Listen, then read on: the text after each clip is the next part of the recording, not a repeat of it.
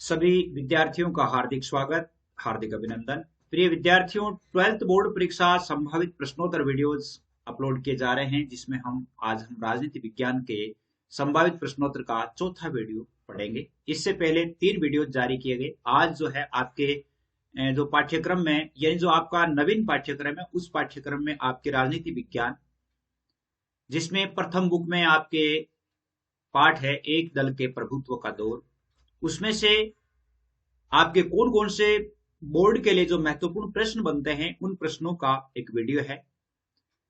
यह वीडियो व्याख्याता और वरिष्ठ अध्यापक की तैयारी करने वाले विद्यार्थियों के लिए भी बहुत अधिक महत्वपूर्ण है, तो वे भी इसका अध्ययन अच्छी तरह से कर सकते हैं, क्योंकि इसमें बहुत ही अच्छे और किताब के यानी अंदर से जो प्रश्नोत्तर बनते हैं, यानी किताब के पाठ में से जो प्रश्न बनते हैं, उन प्रश्नों को शामिल किया गया है। और मैं समझता हूं कि आपकी सफलता को निखारने में सहायक सिद्ध होगा। आपके लिए जो ग्रुप्स बनाए गए हैं उनके बारे में भी अपन चर्चा करेंगे। उससे पहले अपन चलते हैं उन प्रश्नों की तरफ और आज का ये चौथा भाग पढ़ करके तैयार करते हैं। बहुत ही महत्वपूर्ण है। अगर पसंद आ जाए तो चैनल को सब्सक्राइब अवश्य कर लेना, ताकि जब भी वीडियो अपलोड होते ही आपके पास नोटिफिकेशन आ जाए। देखिए, पहला प्रश्न देखिए। पहला प्रश्न आपके बनता है कि भारतीय संविधान कब अंगीकृत किया गया। देखिए, कब लागू हुआ अलग बात है, अंगीकृत कब किया गया, यानी बनकर के तैयार हो गया था और अंगीकृत किया गया था 26 नवंबर 1949 को। 1949 ईस्वी को अंगीकृत किया गया। संविधान की जो प्रथम प्रति थी उस पर कब हस्ताक्षर किए गए, और वो था 24 जनवरी 1950 को। 24 जनवरी 1950 को। इसके 2 ही दिन बाद अपना देश में संविधान लागू हुआ था। 26 जनवरी 1950 को लागू हुआ। उससे 2 दिन पहले संविधान की प्रति पर हस्ताक्षर किए गए थे। आपके लिए जो व्हाट्सएप ग्रुप है 9610208295, इन पर सभी विषयों के प्रश्नोत्तर वीडियोज अपलोड होते रहते हैं, तो आप इसको अवश्य ही अपने यानी ऐड कर लें, या आप जो है इस ग्रुप में ऐड हो जाएं। बॉयज और गर्ल्स के लिए अलग अलग है।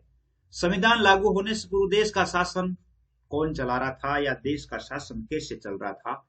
अंतरिम सरकार के द्वारा। यानी संविधान लागू होने से पहले अंतरिम सरकार का, नेहरू जी के नेतृत्व में अंतरिम सरकार का गठन किया गया था और अंतरिम सरकार द्वारा शासन व्यवस्था चल रही थी। भारतीय चुनाव आयोग का गठन कब हुआ? बहुत ही इंपॉर्टेंट प्रश्न है। भारतीय चुनाव आयोग का गठन हुआ था जनवरी 1950 में। कब हुआ था? जनवरी 1950 ईस्वी में। भारत के प्रथम चुनाव आयुक्त कौन थे? और प्रथम चुनाव आयुक्त थे सुकुमार सेन। कौन थे? सुकुमार सेन थे जो प्रथम चुनाव आयुक्त थे। भारत में प्रथम बार प्रकाशित मतदाता सूची में कितनी महिलाओं के नाम दर्ज होने से वंचित रह गए थे? देखिए, बहुत इंपॉर्टेंट है। 12th के एग्जाम के लिए और कंपटीशन एग्जाम के लिए भी बहुत इंपॉर्टेंट है। कई बार बहुत अधिक बारीकी आंकड़े पूछ लेते हैं। प्रथम बार जो मतदाता सूची प्रकाशित हुई थी, उसमें से कितनी महिलाओं के नाम दर्ज होने से वंचित रह गए थे? उनकी संख्या थी 40 लाख महिलाएं। 40 लाख महिलाओं के नाम दर्ज नहीं हो पाए थे। प्रथम लोकसभा में कितने सांसदों का निर्वाचन हुआ था? सांसद और विधायक अलग अलग होते हैं। सांसदों पर आपके 489 सांसदों का चुनाव हुआ। कितने का? 489, जो अभी जैसे 543 या 45 है। और उसमें विधायकों की संख्या थी 3200। कितने? प्रथम लोकसभा चुनाव 1952, 51 भी कहते हैं, 1952 भी कहते हैं, क्योंकि 51 से शुरू हुआ और 52 में संपन्न हुआ, तो प्रथम आम चुनाव है 1952 ही बोला जाता है। तो उसमें 3200 विधायकों के और 489 सांसदों के चुनाव हुए थे। प्रथम आम चुनाव के समय कितने प्रतिशत मतदाता साक्षर थे? बहुत इंपॉर्टेंट प्रश्न है। और कितने प्रतिशत थे? 15%। मात्र 15% है वो साक्षर थे मतदाता। अगला प्रश्न देखिए। अगला प्रश्न है, किस भारतीय आम चुनाव को लोकतंत्र की परीक्षा की कठिन घड़ी कहा गया? कौन सा भारतीय आम चुनाव था जिसे लोकतंत्र की परीक्षा की घड़ी, कठिन घड़ी कहा गया है, और वो कौन सा था? प्रथम आम चुनाव 1952। प्रथम आम चुनाव 1952 ही, यानी प्रथम आम चुनाव है, वही लोकतंत्र की परीक्षा, क्योंकि पहली बार चुनाव हो रहे थे, तो एक परीक्षा की कठिन घड़ी थी। हिंदुस्तानी संपादक ने इतिहास का सबसे बड़ा जुआ किसे कहा है? हिंदुस्तानी संपादक, जब अपने देश में वोट हो रहे थे उस समय एक संपादक थे जिन्होंने ये कहा था कि इतिहास का सबसे बड़ा जुआ है, किसको कहा था? और वो कहा था सार्वभौम मताधिकार। किसको कहा था? सार्वभौम मताधिकार को। सार्वभौम मताधिकार को इन्होंने सबसे बड़ा जुआ कहा था। जवाहरलाल नेहरू जीवित रहते हुए ही असफल सार्वभौम मताधिकार को देख लेंगे, ऐसा किसने कहा? प्रश्न बहुत इंपॉर्टेंट है, और ये कहा था ऑर्गेनाइजर पत्रिका। किसने कहा था? ऑर्गेनाइजर, जो पत्रिका थी, ऑर्गेनाइजर पत्रिका। ऑर्गेनाइजर पत्रिका में के संपादक ने यह कहा था कि जवाहरलाल नेहरू जीवित रहते हुए असफल, यानी जब अपने देश में सार्वभौम मताधिकार, मतलब जिसमें औरतों को और महिला और पुरुष दोनों को मताधिकार दिया गया, तो उसमें कि इसको जीवित रहते हुए मतलब असफल होते हुए देख लेंगे। भारत में प्रथम आम चुनाव कब हुए? अक्टूबर 1951 से शुरू हुए। अक्टूबर 1951 से लेकर के फरवरी 1952 तक। फरवरी 1952 तक, तो इसके चुनाव है वो 1952 के ही माने जाते हैं। प्रथम आम चुनाव में हर सीट के लिए औसतन कितने उम्मीदवार थे? कितने उम्मीदवार थे? हर सीट के लिए लगभग 4 उम्मीदवार थे। कितने? 4 उम्मीदवार थे। प्रश्न आपके एक भी शेष नहीं रहेगा, सारे प्रश्न है वो आपके हो जाएंगे कंप्लीट। प्रथम आम चुनाव परिणामों के पश्चात टाइम्स ऑफ इंडिया ने सार्वभौम मताधिकार के बारे में क्या कहा? प्रथम आम चुनाव हो गए, सार्वभौम मताधिकार के आधार पर हो गए, तो फिर टाइम्स ऑफ इंडिया जो पत्रिका थी उसने क्या कहा? उसने कहा कि उन सभी आलोचकों के संदेहों पर पानी फेर दिया है जो सार्वभौम मताधिकार की इस शुरुआत को इस देश के लिए जोखिम का सौदा मान रहे थे। यानी सार्वभौम मताधिकार की शुरुआत को जो जोखिम का सौदा मान रहे थे, उन सभी की आशाओं पर पानी फेर दिया है, ये लिख लो। 15वां प्रश्न देखिए। 15वां प्रश्न है कि प्रथम आम चुनाव में कांग्रेस पार्टी को कितनी सीटों पर जीत हासिल हुई थी? कांग्रेस पार्टी को कितनी सीटें मिली थी? उसमें 489 पर चुनाव हुए थे। 489 में से उनको मिली थी 364 सीटें। कितनी मिली थी? 364 सीटें। स्वतंत्र भारत के प्रथम शिक्षा मंत्री कौन थे? और वो थे मौलाना अबुल कलाम आजाद। कौन थे? मौलाना अबुल कलाम आजाद। अगर इनका पूरा नाम पूछ लिया जाए तो पूरा नाम था अबुल कलाम मोहिउद्दीन अहमद। पूरा नाम क्या था? अबुल कलाम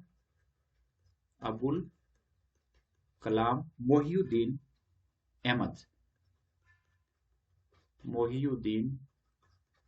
अहमद, ये उनका पूरा नाम था, अबुल कलाम आजाद का।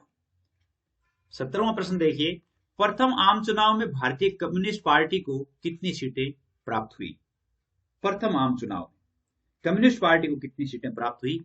उसे 16 सीटें प्राप्त हुई और दूसरे नंबर पर रही। उस समय प्रथम कांग्रेस थी, दूसरे नंबर पर भारतीय कम्युनिस्ट पार्टी थी। प्रश्न आ जाता है कि दूसरे आम चुनाव कब हुए? तो 1957 में हुए थे। तीसरे कब हुए? कि 1962 में हुए थे। ये तीसरे और ये दूसरे 57 में और तीसरे 62 में हुए थे। स्वतंत्र भारत में प्रथम स्वास्थ्य मंत्री कौन थे? वेरी इंपॉर्टेंट प्रश्न है। और स्वास्थ्य मंत्री थे आपके राजकुमारी अमृत कौर। कौन थी? राजकुमारी अमृत कौर उस समय स्वास्थ्य मंत्री थी। अगला प्रश्न देखिए। भारत में सर्वप्रथम लोकतांत्रिक कम्युनिस्ट पार्टी की सरकार किस राज्य में बनी? सर्वप्रथम लोकतांत्रिक कम्युनिस्ट पार्टी की सरकार है वो कौन से राज्य में बनी थी? और वो बनी थी केरल में। कब बनी थी, कहां बनी थी? केरल में बनी थी 1957 में। कब बनी थी? 1957 में बनी थी। और दूसरा चुनाव हुआ था, 126 में से 60 सीटें इनको मिली थी।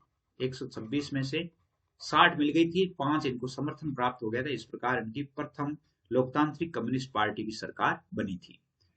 अब देखिए, उस समय सेंटर में कांग्रेस सरकार थी, तो केरल में बनी कम्युनिस्ट पार्टी की सरकार को केंद्र ने किस अनुच्छेद के तहत बर्खास्त किया? कौन सा अनुच्छेद जिसके तहत उसे बर्खास्त किया गया? यानी उस समय ईएमएस नमूद्रीपाद जो थे वो सरकार बनाई थी। विश्व में पहली बात थी जो लोकतांत्रिक कम्युनिस्ट पार्टी की सरकार बनी थी केरल में 1957 में। और उन्हें अनुच्छेद 356 के अंतर्गत, इन 356 के तहत बर्खास्त किया। 356 जिसमें राष्ट्रपति शासन होता है। क्या होता है? राष्ट्रपति शासन होता है। ये 3 जो आपातकालीन शक्तियां हैं राष्ट्रपति के पास, तो उन आपातकालीन शक्तियों में एक 356 भी है। 352, 356, 360, ये 3 अनुच्छेद है जो आपातकालीन शक्तियों से संबंधित है। भारत में सोशलिस्ट पार्टी का गठन कब हुआ? सोशलिस्ट पार्टी का गठन कब हुआ? 1948 में। 1948 में। और इसके चिन्ह तो 1934 में देखे जा सकते हैं, लेकिन 1948 में भारत में बनी। कांग्रेस सोशलिस्ट पार्टी के संस्थापक कौन थे? और वो संस्थापक थे आचार्य नरेंद्र देव। कौन थे? आचार्य नरेंद्र देव। नरेंद्र देव, आचार्य नरेंद्र देव थे। एकदलीय सरकार वाले देशों के नाम बताइए। इंपॉर्टेंट प्रश्न है। एकदलीय सरकार वाले, जहां पर एक ही दल है, वो है जैसे चीन, क्यूबा, इसके अलावा सीरिया, और सीरिया के अलावा म्यांमार,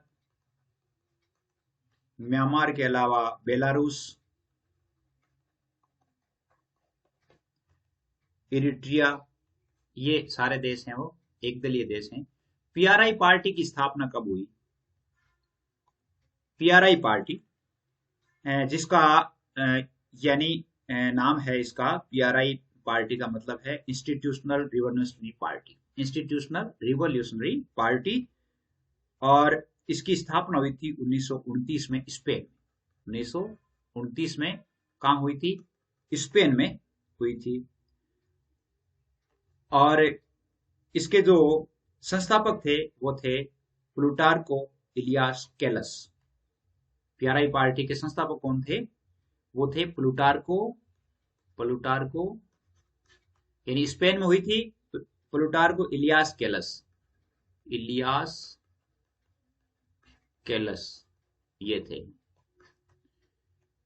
अगला प्रश्न बन जाता है कि इंडिपेंडेंट लेबर पार्टी के संस्थापक कौन थे? बहुत इंपॉर्टेंट प्रश्न है। यह प्रश्न आ भी सकता है। डॉक्टर भीमराव अंबेडकर थे।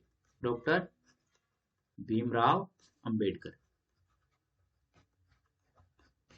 अंबेडकर थे जो इंडिपेंडेंट लेबर पार्टी के संस्थापक थे। संविधान सभा की प्रारूप समिति के अध्यक्ष कौन थे? ड्राफ्टिंग कमेटी के जो अध्यक्ष थे वो भी डॉक्टर भीमराव अंबेडकर ही थे। डॉक्टर भीमराव अंबेडकर थे प्रारूप समिति के। स्वतंत्र भारत के प्रथम मंत्रिमंडल में संचार मंत्री कौन थे? ऐसे प्रश्न बहुत बार पूछे जा सकते हैं। संचार मंत्री थे रफी अहमद किदवई। कौन थे? रफी अहमद किदवई। ये आपके यानी संचार मंत्री थे। खाद्य एवं कृषि मंत्री भी यही थे। खाद्य एवं कृषि मंत्रालय भी इनके पास ही था। भारतीय राष्ट्रीय कांग्रेस की स्थापना कब हुई? देखिए, बहुत इंपॉर्टेंट प्रश्न है। और दिसंबर 1885 में, यानी 28 दिसंबर 1885 को हुई थी। भारतीय जनसंघ का गठन कब हुआ? 30वां प्रश्न। भारतीय जनसंघ का गठन कब हुआ? 1951 ईस्वी। कब हुआ था? 1951 51 ईस्वी में। किसके नेतृत्व में? श्यामा प्रसाद मुखर्जी इसके संस्थापक थे। कौन थे? श्यामा प्रसाद मुखर्जी इसके संस्थापक और अध्यक्ष थे। संस्थापक और अध्यक्ष दोनों यही थे, तो उनके नेतृत्व में इसका गठन हुआ था। हिंदी को राजभाषा बनाने के आंदोलनों में सबसे आगे कौन सी पार्टी थी? और सबसे आगे जो पार्टी थी वो पार्टी थी जनसंघ। जनसंघ पार्टी जो थी 1951 में बनी थी, वही पार्टी थी। अगला प्रश्न बन जाता है कि भारतीय जनसंघ में प्रथम महासचिव कौन थे? भारतीय जनसंघ में प्रथम महासचिव, और प्रथम महासचिव थे दीनदयाल उपाध्याय। कौन थे? दीनदयाल उपाध्याय। उपाध्याय जो थे वो प्रथम महासचिव थे भारतीय जनसंघ के। समग्र मानवतावाद सिद्धांत के प्रणेता कौन थे? समग्र मानवतावाद सिद्धांत के प्रणेता, और समग्र मानवतावाद सिद्धांत के प्रणेता भी दीनदयाल उपाध्याय थे। दीनदयाल उपाध्याय, जिन्होंने अपने सद्भाव से 1916 से 1968 तक रहे और समग्र मानवतावाद सिद्धांत का प्रणयन किया। अगला प्रश्न देखिए। अगला प्रश्न बन जाता है आपके कि स्वतंत्र भारत में स्वतंत्र पार्टी कब अस्तित्व में आई? स्वतंत्र पार्टी एक और बनी थी, वो आई थी अगस्त 1959 में। कब आई थी? अगस्त 1959 ईस्वी में एक पार्टी बनी थी, और इस पार्टी के संस्थापक थे सी राजगोपालाचारी। कौन थे? सी राजगोपालाचारी इसके संस्थापक थे स्वतंत्र पार्टी के 1959 में। और सी राजगोपालाचारी के बारे में थोड़ा सा आपको बता दूं कि स्वतंत्र भारत के प्रथम व्यक्ति थे जिनको भारत रत्न से सम्मानित किया गया। प्रथम भारतीय जिन्हें भारत रत्न से सम्मानित किया गया। भारत रत्न से सम्मानित किया गया। और ये जो पार्टी थी, ये पार्टी आपके आर्थिक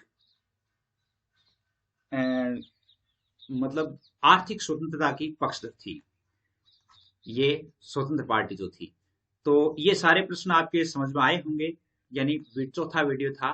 अगला वीडियो जारी होने तक जय हिंद, जय भारत।